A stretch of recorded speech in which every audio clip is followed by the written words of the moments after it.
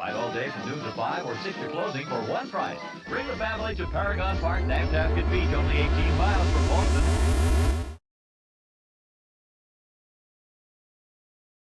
The Bushkill Amusement Park in Lehigh County is temporarily closed because of all the storm damage our region saw over the weekend. The amusement park was under several feet of water after a severe storm Saturday night. The water receded, leaving behind this muddy mess that you see here. The park is now asking for volunteers to help with the cleanup, and they're hoping to reopen sometime next week. So guess what we're doing? Going on another road trip.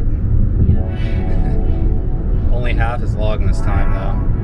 We're going to New England. I'm so excited. We're going to be hitting up every state, and I loaded up the itinerary with a lot of stuff, so there's going to be plenty more vlogs.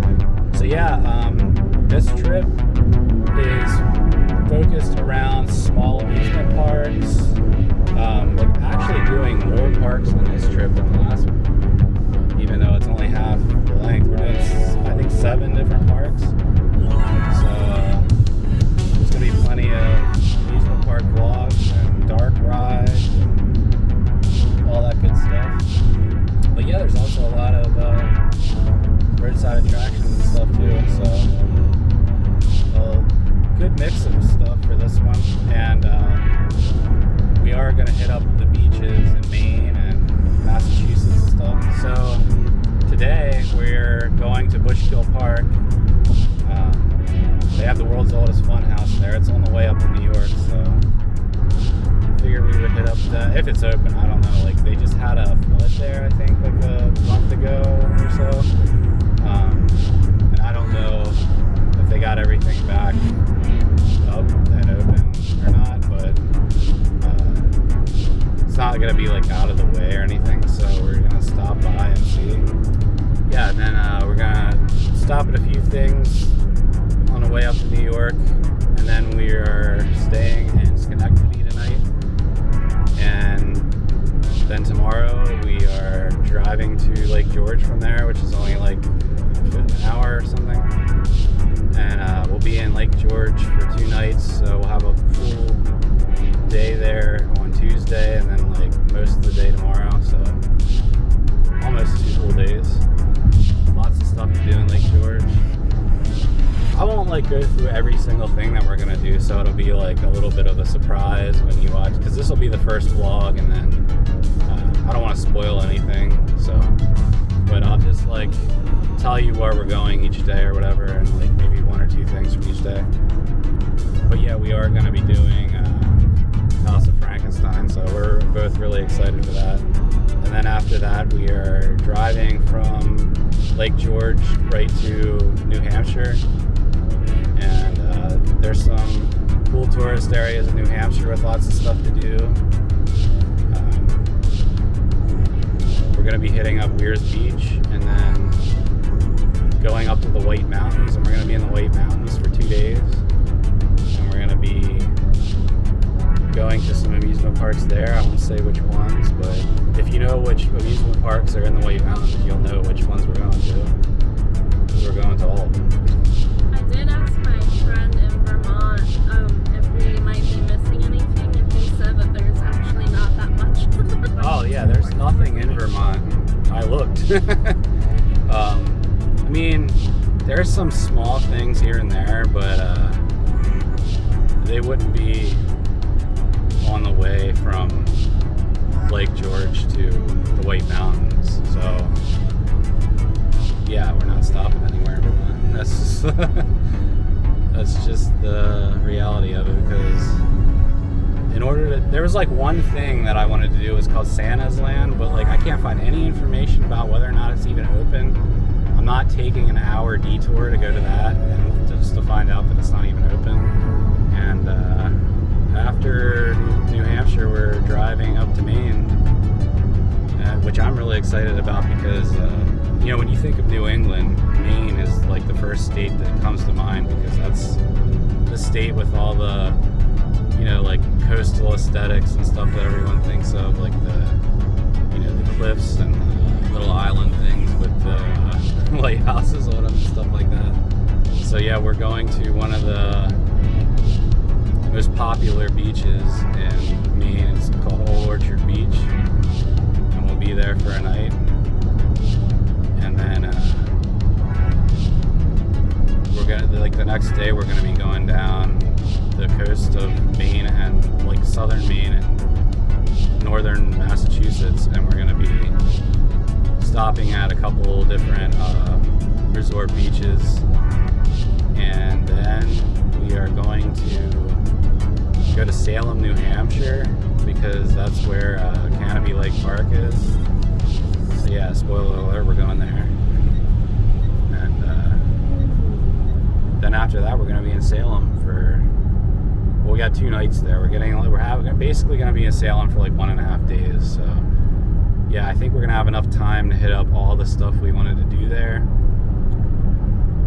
And yeah, those vlogs should probably be coming out, you know, maybe like a couple weeks before Halloween or something like that. So yeah, I'm going to try to upload these around the same pace as the last trip, because I feel like it was a good way to spread them out by not doing them every single day, but like, you know, at least like 4 videos per week. I'm most excited for Salem. Yeah, we were going to go to Cape Cod from Salem, but we changed our mind about it because it's actually going to be cold in New England.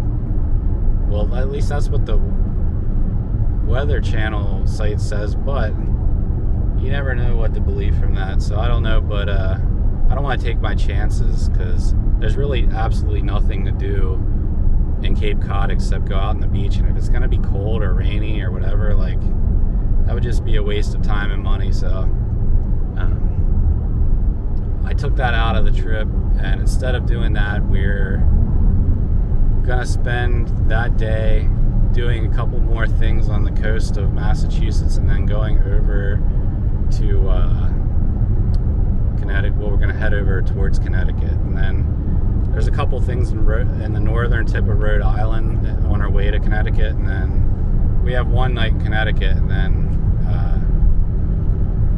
like a full day of Connecticut stuff. And then our last day is going to be a fun one to wrap it up. And yeah, we're both really excited. It's another new adventure, just like the one from earlier this year, where we're going to all these places we've never been before, doing tons of stuff all in one road trip. Because I feel like that's a good way to travel, and if you want to get a lot of content for vlogs, or just like if you want to take a cool road trip, why waste your time in one place, you know? Like, go all over the place. Like, that's gonna be our whole travel philosophy from now forward, is like, we're just gonna do everything all the time. Like, we're just gonna do everything on every trip.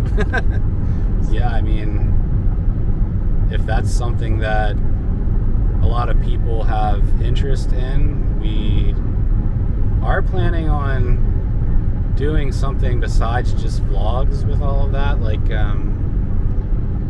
thinking about, like, you know, maybe making a printed guide or a book or something of that nature in the future, so that other people can have help planning their road trips. And I just feel like there needs to be a compendium or something of information, because like everything's so spread out with Roadside that you really have to like look all over the place and do hours and hours of research to get a good idea of what you can do on a road trip. So I feel like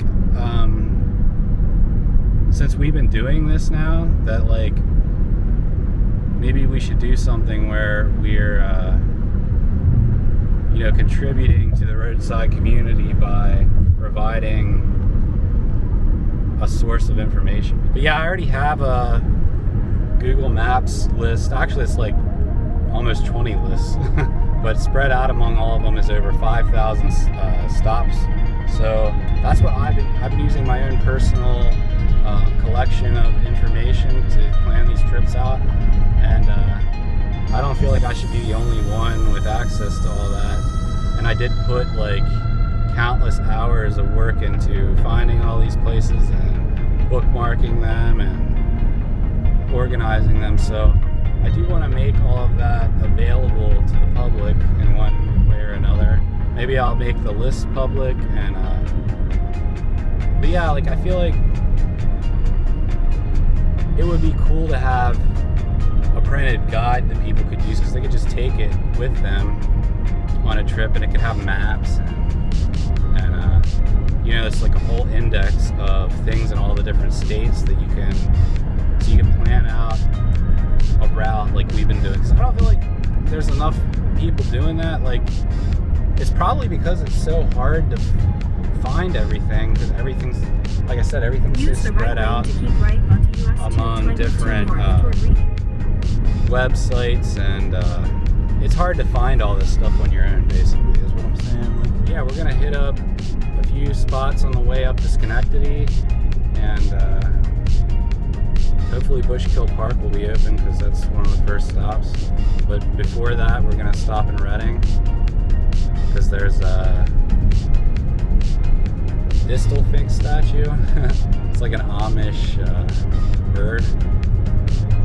And then there's a drive-in near there, because we didn't eat lunch yet, so we're gonna get lunch there. Alright, we'll see you at the Distelfink. Okay, here's the Distelfink. If you don't know what that is, it's a Pennsylvania Dutch symbol. I don't know what it's for exactly, but they put it on hex signs and stuff. Prosperity, is that it? You made it up? Okay. Well, it sounds right. Yeah. I think this is fiberglass. Yeah. It says 2016 on it. I didn't think it was new, right? It looks older. Oh no, 1984. It says 2016 on it though, but the plaque down here says 1984.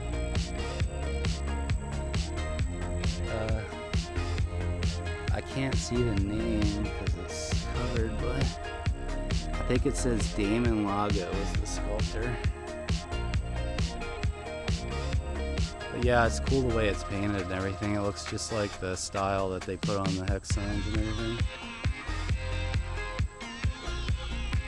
It's not as big as it looks in pictures, but that goes for a lot of roadside stuff. So yeah, this is in Reading, Pennsylvania. Some people might think that like it's crazy to stop at little things like this, but I like doing this. I like stopping at any and all examples of roadside attractions, roadside statues, anything. Okay, we're here at Schell's Drive-In in Reading. Look at this sign. Look at this cool sign. I bet it looks cool lit up at night. And then over here you have this Dairy Swirl. Kind of looks like a Dairy Queen, but it's not a Dairy Queen. It's owned by the Schell's Drive-In, and the actual drive-in restaurants over here. And they have a big mini golf course out back. So yeah, I guess we're gonna get some food in here, and then we'll, I guess, bring it out and try it. Alright, so we just came out of Schell's, and we got some barbecue sandwiches, like Sloppy Joe style barbecue, and fries, and it was pretty affordable and tasted decent. So that was really cheap. Yeah, that's one of the good things about drive-ins, is that they're right off of the main highways and stuff like that. And well, not all of them, but the ones that are, like if you're doing a road trip, and you can stop at drive-ins and get some cheap food. And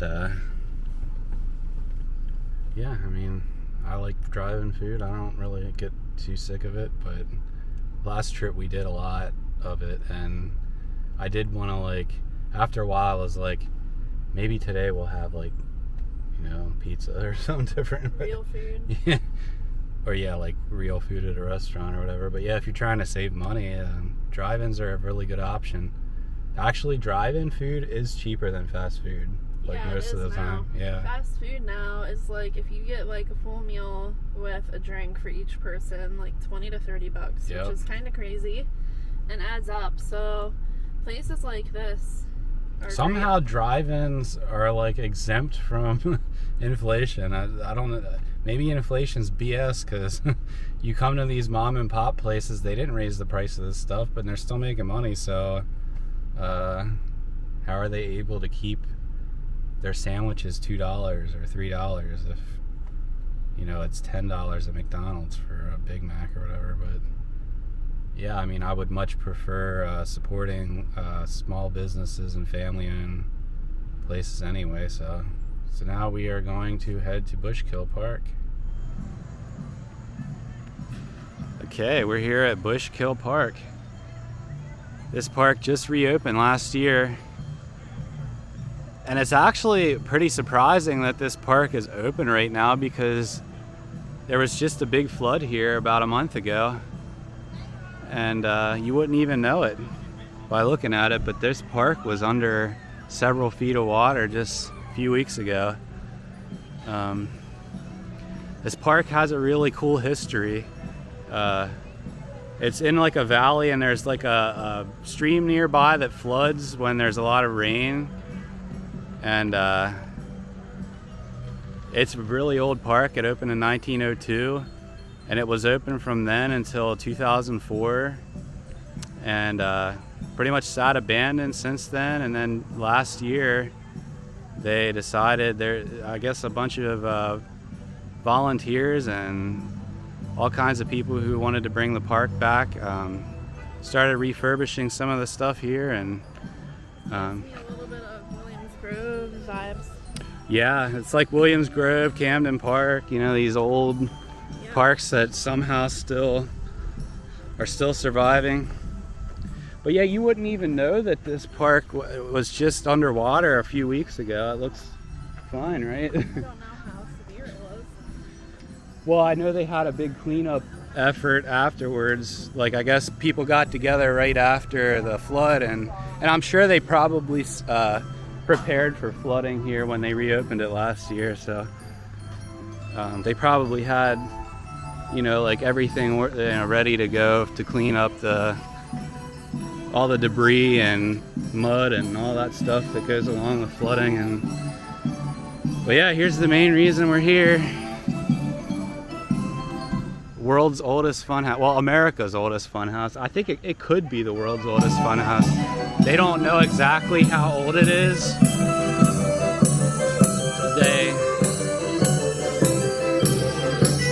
They know that this is at least from 1924 because they have insurance records from 1924. But when they were working on restoration for this, they started peeling paint off, and they found paint underneath that dates back to even earlier than that. So they estimate that this actually opened in 1918. So that would make it America's oldest funhouse and potentially the world's oldest funhouse.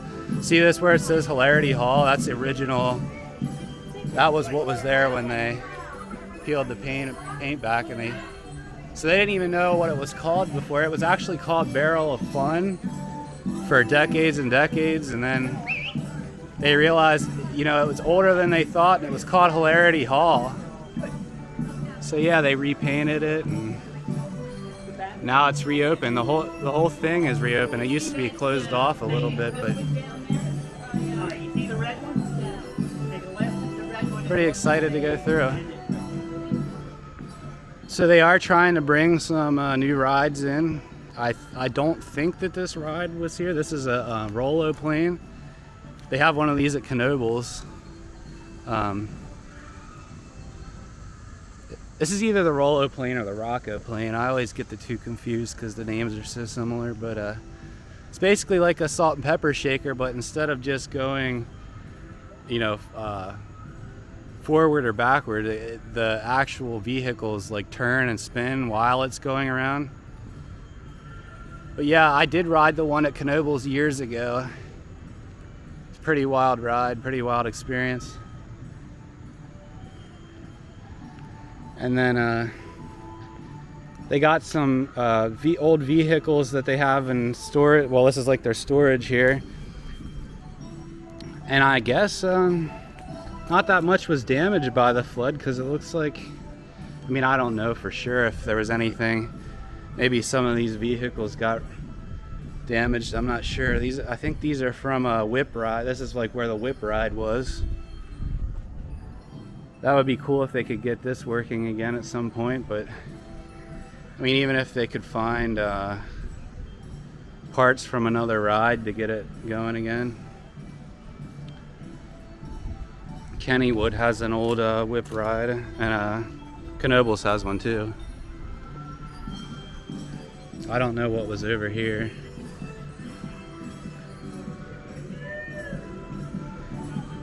There was a ride here at some point. But yeah, I think that's crazy that they managed to get the park cleaned up so fast after the flood. This is a cool fountain over here. Looks really old. They have a fountain like this at Dorney Park.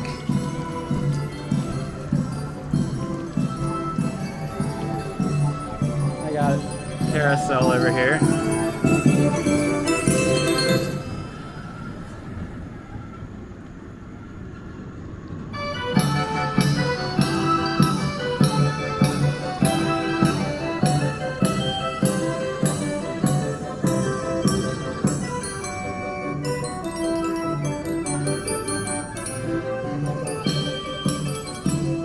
Tilt-a-whirl.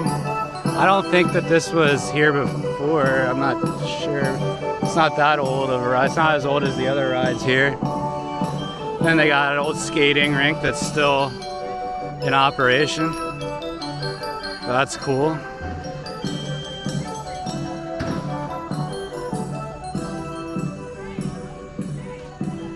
Then there's a cafe beside the roller rink. You can get some food. It's so cool to see parks like this revived, because it's very rare that anything like that ever happens with these old parks. Like, you know, once they become endangered or for whatever reason, they usually just close up. But this one came back from the dead basically, and it keeps doing it. The way it keeps flooding, and they just keep bringing it back after it floods, and it's like an immortal amusement park. The Scrambler.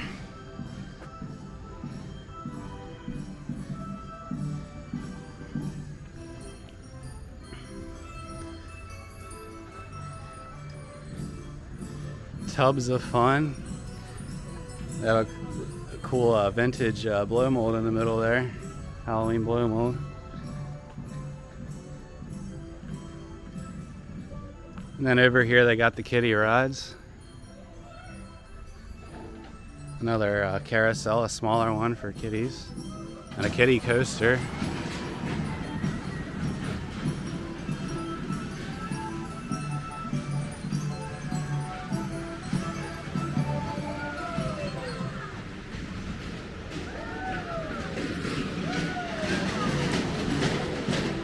And I think this is a really cool painted sign here.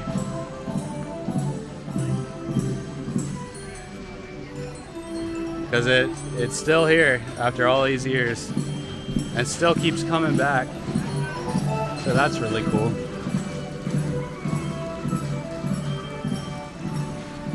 This park kind of reminds me of Camden Park in West Virginia.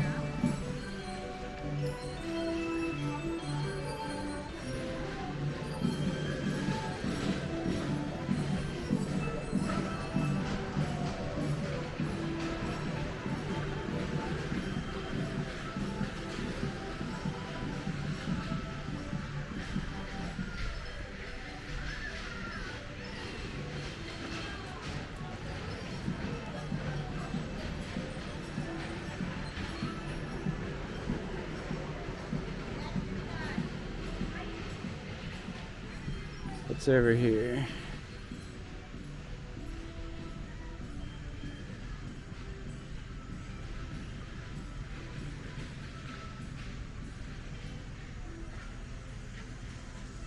Looks like more storage space over there. And yeah, that's pretty much the whole park. Looks like they might have shows over here at some point, or they do still, or they did at some point, I'm not sure.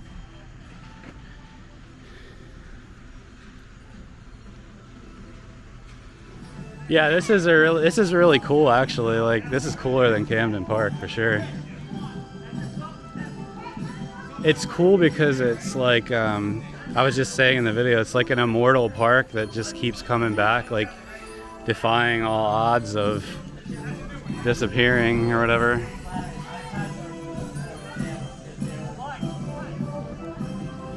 Alright, so I just got the tickets, Bushkill Park, this hill.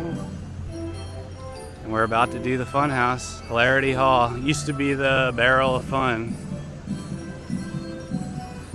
Well, it was originally Hilarity Hall, and then they changed it to... Because the barrel isn't working. Oh, Because of the flood that we had, yeah. the barrel... Well, it's surprising that, I mean, when we pulled up, I said, you wouldn't even know that there was a flood here a month ago. No, you wouldn't. You wouldn't. I'll tell you what. The next weekend you wouldn't have known there was a flood here. Oh wow. That bad, yes. Wow.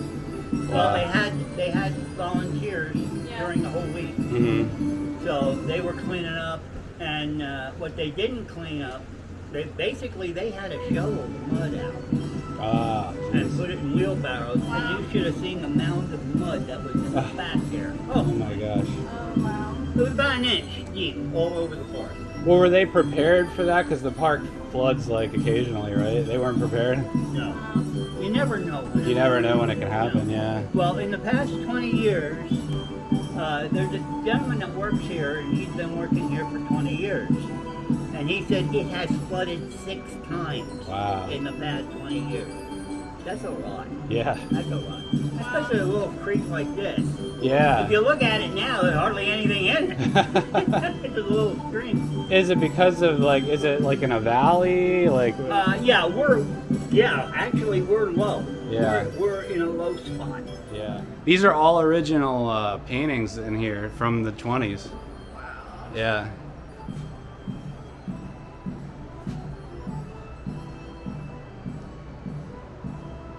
Like you wouldn't, if you didn't know that, you would not assume that they were originals, right? Actually, I might have. I mean. Like maybe, all right, you would think, okay, maybe they're from the 50s, but not the 20s, right? Yeah.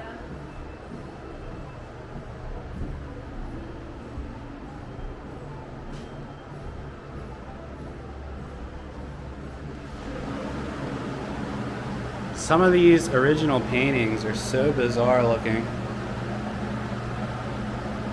It's kind of mind-blowing that they're 100 years old, right? Like, you wouldn't think looking at those that you're looking at 100-year-old artwork, right?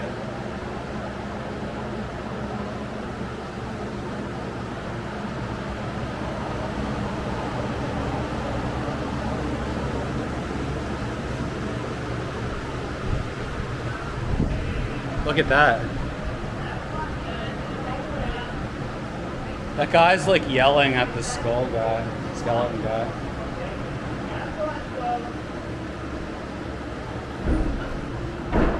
And the barrel's not currently working because I guess the flood caused some of the mechanics to fail, but I'm sure they'll get it refurbished and working again at some point.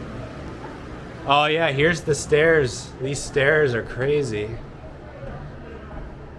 Now this is something that's like really hard to believe is still here. Oh my gosh.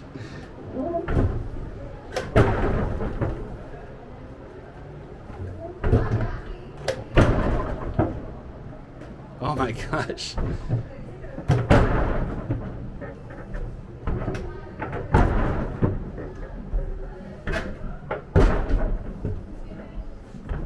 Wow, this is so cool. Right? They got me. It's hard to believe that like they just reopened this last year and this has been sitting here abandoned for decades. Right? Oh, that's a cool mirror. Oh yeah, walk up here.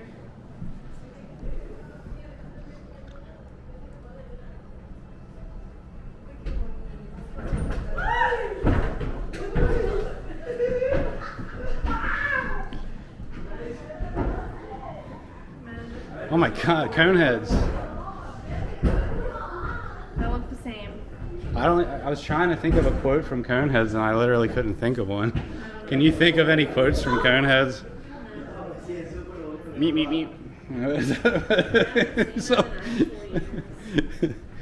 and then here's a obstacle that they have it closed off because it was a really dangerous one. You would basically sit on this horse and the middle part spun, and the point of it was that you would get up on this horse and you would fall off. Like the point of it was to make you fall off the horse and get hurt. So,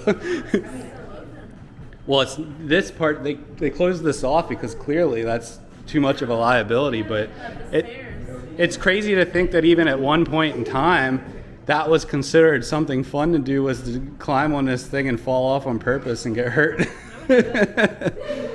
Yeah.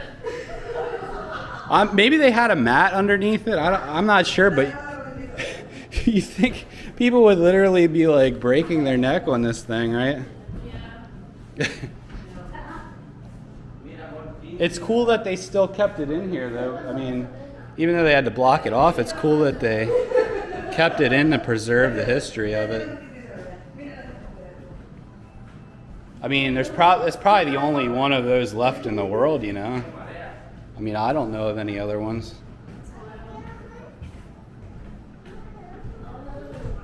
And there's really very few fun houses in general. I mean, classic fun houses, I mean, you could count them on your hand of ones that exist around the entire world. So this is a very special thing.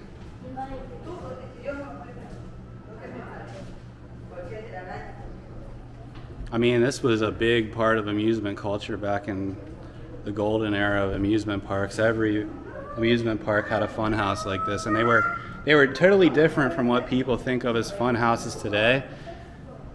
A lot of them were, you know, big open spaces where, you know, you would pay an admission price and you would come in and you would stay inside the building for a while and you would go around, and they would have like things that, you know, haven't existed for decades and decades. Like there used to be this fun house.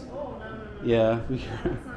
There used to be this one where there would be like a spinning platform in the middle of the room, and people would sit in the middle and like they would fly. The point of it was you would the gravity would push you out of the middle, and you would go. Your whole body would go flying out the side.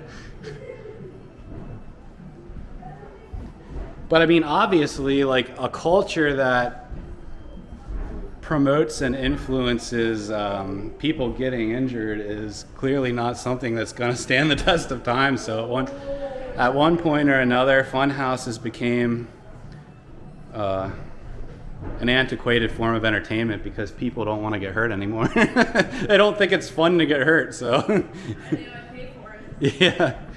No, I would totally too. I mean, I would go through every fun house that existed if they all still existed. Okay, and here we got up the roller floor. And these are wooden rollers. The only other ones I've ever been on are metal rollers, so this is going to be cool. I have to do it with one hand. Oh. Did we miss a round? I don't think so. There was like another side of it? I don't think so. And then we're at the top part where you can look out.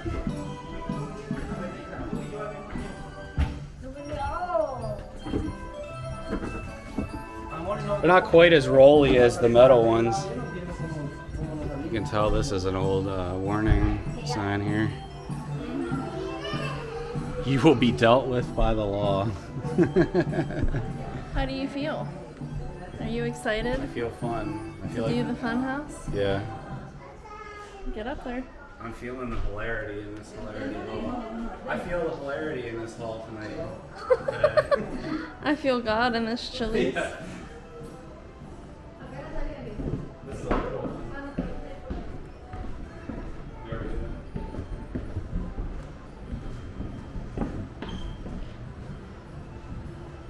Yee yee! I'm kind of nervous. This is steep. Are you And it looks like it's gonna go really fast. Are you ready? Yee, yee, yee. He's a Helen. He shoots, he scores, he does. That's fun. You That's having hilarious. fun yet? What is in that huge bag? That's to keep people from going too far. Are you gonna go down? She's chickening out. Taking the chicken exit. I am not a chicken. I guess we have to go out this way because he said What you is can't. that? I think that's the exit, but you can't go out the barrel because he said it's broken. It kind of hurt my butt, and I felt like it could splinter. You know, there was an old slide in Maryland that they have like open for free to the public. It's like it's from around, you know, the 20s, like this, and this kid went down it, and like it's big splinter of wood got into his side, and he had to go get it. Flew into the hospital. Down that slide? Yeah, I did. It was fun. Was it fun? Oh yeah, Well, I hope so. it was hilarious. Hilarity Hall. Yeah, if you did you sit on the burlap? Yep, Your yep. feet on? Okay. The reason I say that is because if you sit on the burlap and have your feet on, you'll come down faster. I did go pretty fast. I was surprised actually. That was fun, yeah. Yeah, when you're on the burlap, like, you move. It's so cool to be able to go through something so old, and you know. Yeah. That's been here for. And those paintings I are original, think it was right? 1914 when this Yeah. was built. They found out it was older than they originally thought when they scraped the paint off, right? Yeah. Yep. Because this used to be called Barrel of Fun. It had a different. Barrel of Fun, yes. Yeah. In fact, I have a hat with the old picture of the old Funhouse. Nice, in nice. the back. The guy naked in a barrel and a woman naked in a barrel. Oh yeah. Wow. Luckily, they had the barrels. Yeah. Anyway.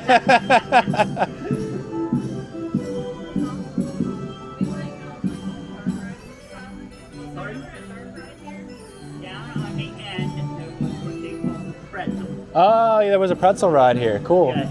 Okay, and Nice. that you rode through. Uh-huh. You rode through it.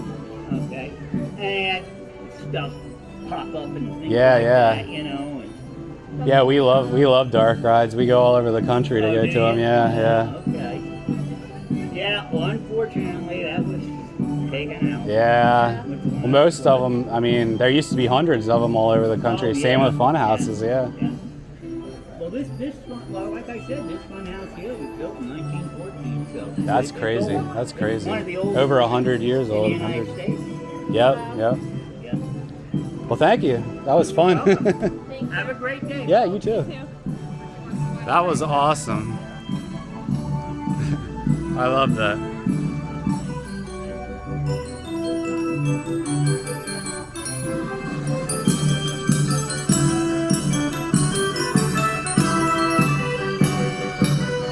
This is a really cool old carousel, right?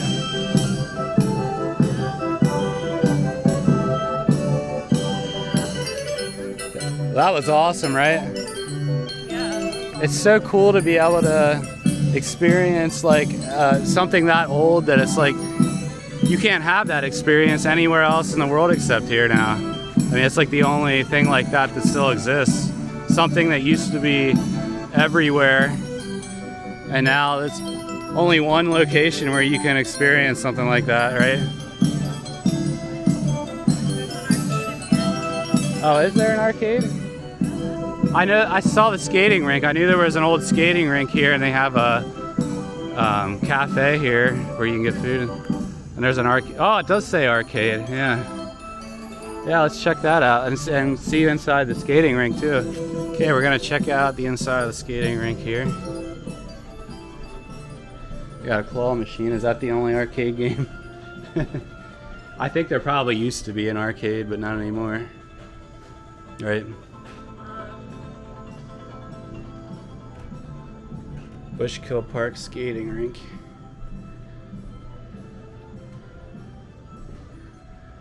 It's an old hardwood floor skating rink.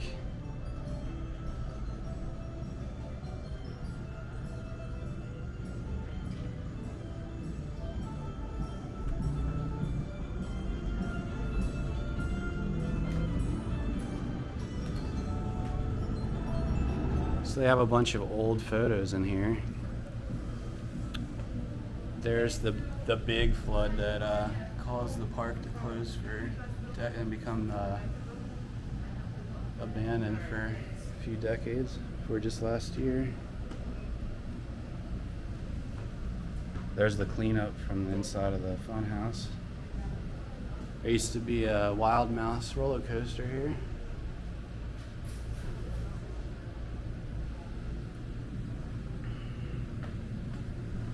And there's when it was called the Barrel of Fun, had like monkeys in the jungle theming on it. And then yeah, here's an old picture of it when it was still called Barrel of Fun then, so Hilarity Hall must have been like what it was called when it first opened, and then they changed the name to Barrel of Fun, like probably. And I mean, that picture looks like it's probably from the 30s or 40s. So. But yeah, you can see they have that same style of artwork that's on the inside.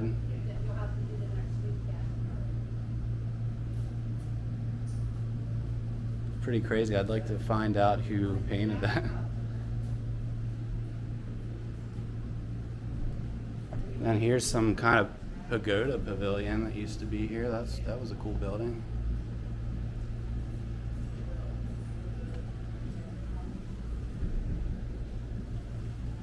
The carousel. It looks like maybe you can have birthday parties in here because they have a birthday thing. The carousel was built in 1903. Yep, that's really old, yeah. There's some more pictures over here I didn't see when we came in. On that wall. And up there too.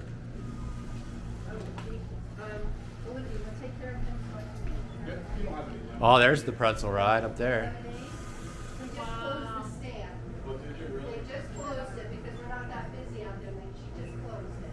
I did know that there was a pretzel ride here, but I forgot. Because I did see that photo of that before.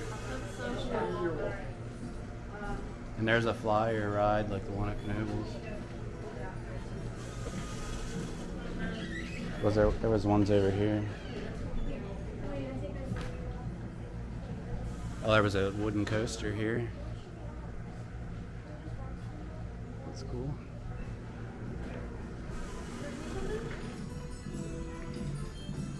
Oh, did you see this? Did you see the pumpkin blow mold in the middle?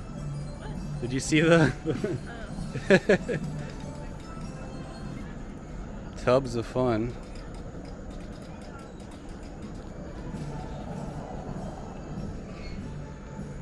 So yeah, that was really cool. If you're anywhere near this area, you have to get here and support this place because it's so cool that somebody can bring back something like this and keep it going after all these years. Yeah, they used to have, I saw pictures before of a kiddie ride they had here where you rode in these fiberglass like clown bodies, but I'm thinking that it might have been destroyed in that flood last month because I walked around the park and I didn't see those vehicles anywhere unless they like put them away in storage. But I saw pictures where people were showing that they were like underneath one of those pavilion buildings, and I didn't see them, so I hope they didn't get destroyed because they were super unique and cool. It was like a full body of like a clown and like police officers, and you'd sit like on top, like you were riding on their backs. Like it was so bizarre. But yeah, this park's open every weekend from noon to 8 on Saturdays and noon to 6 on Sundays. So get out here if you're here on a weekend in the area. Okay, we stopped at this place called Odd Lot Outlet. It's like a weird like surplus discount store, but I saw some pictures of this place on I think it was Only in Your State is where I discovered this. And they have a bunch of weird stuff inside. What is that? Is that new old stock? It's China though. It's still really cool. Yeah, it's cool for being like not actually that old. Might be from the 90s. The 80s or 90s. Yeah. Wait, look at these. I'm about to buy these. Well, what are they exactly? I'm worried. Well, what's cheap. what's the A thing? bag. A bag, like a trick or treat Made bag. in Hong Kong. Oh, Yep. Hong Kong. Well, that's That's it. 70s. Well, probably 80s. Probably 80s. early 80s.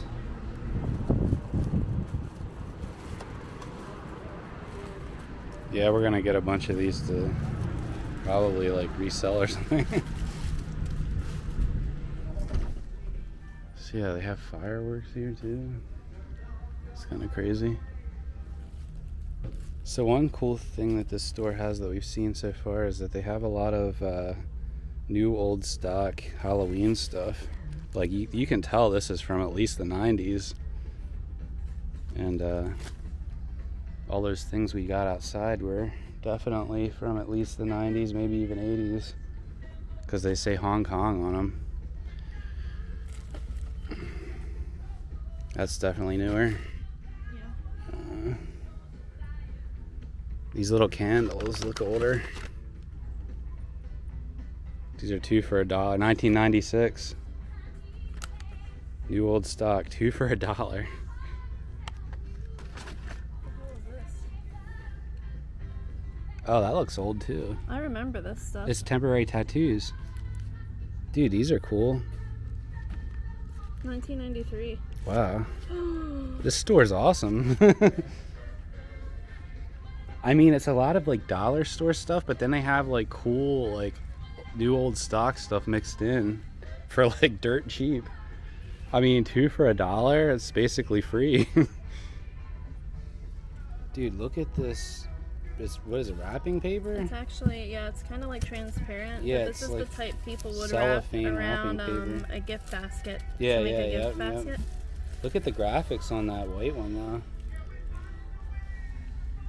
The witch girl, but then this one also has a flying witch. Yeah. Wow.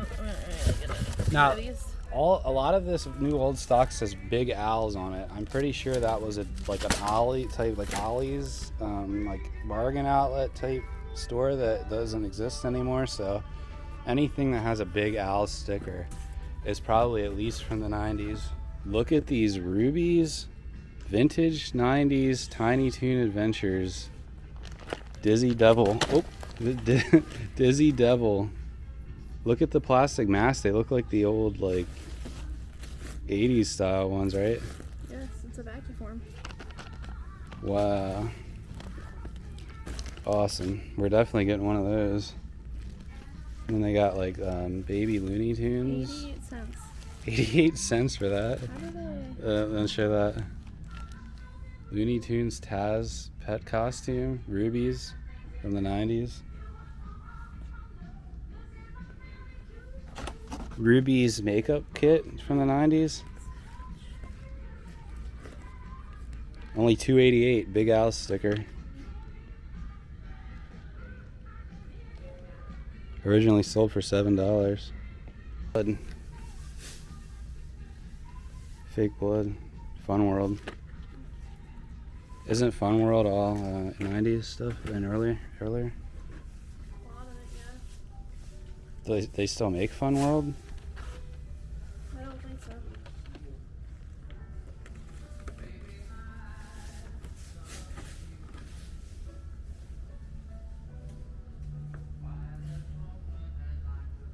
Wow. I mean, there is some like newer stuff in here, but all this like Big Al stuff is 90s to 2000s.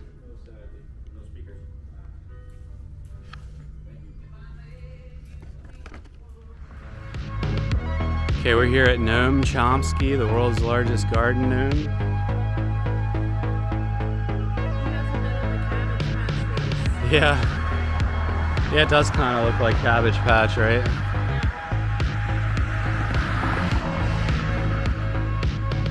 I don't know if he's fiberglass or concrete. Yeah, I think it's fiberglass.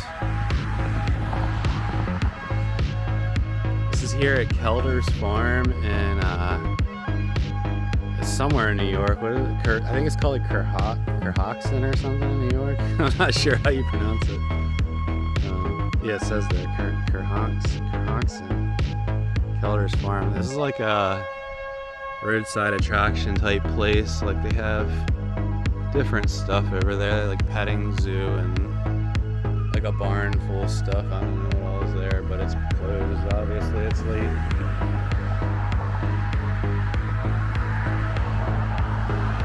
But yeah, I don't think there's any other big gnomes, so that's why he's the world's largest. Because I'm pretty sure he's the only one.